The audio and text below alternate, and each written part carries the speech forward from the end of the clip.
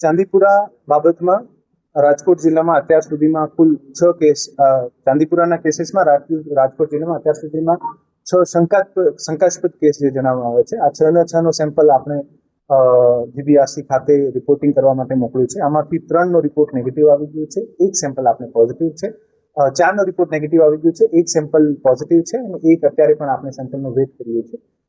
અત્યારે 3 દર્દી એડમિટ છે, 1 વેન્ટિલેટર ઉપર છે અને 2 સ્ટેબલ છે.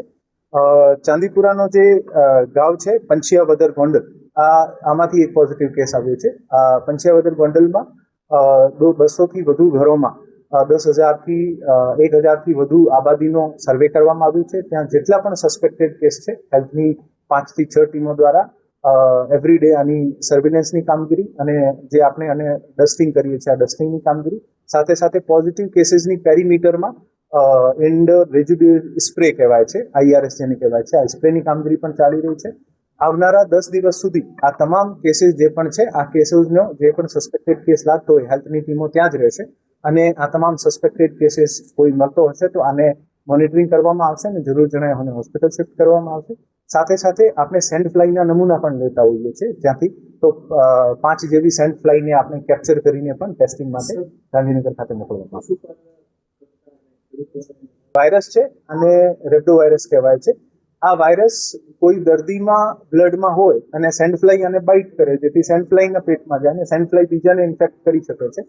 આ જે વાયરસ છે, આ ચાંદીપુરા ડિઝીઝ છે, આ 15 વર્ષથી ઓછા બાળકોમાં ગંભીર બનતી હોય છે અને તમામ જે પણ આ વિસ્તારના માણસો છે અને મારી ખાસ વિનંતી છે કે ચાંદીપુરાના કેસીસ જ્યાં હોય, જ્યાં જૂના ઘર હોય અને ક્રેક્સ હોય, આ ક્રેક્સમાં સેન્ડ ફ્લાય રહેતી હોય છે.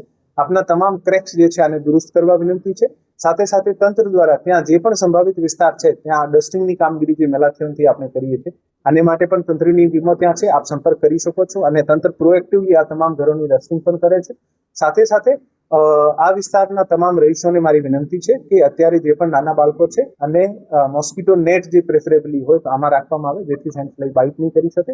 આ રોગ હ્યુમન ટુ હ્યુમન ટ્રાન્સફર નથી થતું, સેન્ડ ફ્લાય બાઇટ કરશે તો જ થતો હોય છે, જેથી આ રોગની વ્યાપકતા જે આપણે કોરોના અથવા ઇન્ફ્લુએન્ઝા અથવા પાસ્ટમાં ઘણી બધી જે ચેપી રોગ જેને કહેવાય છે, આ પ્રકારનું નથી, પણ સેન્ડ ફ્લાય બાઇટ કરે જેથી થાય છે.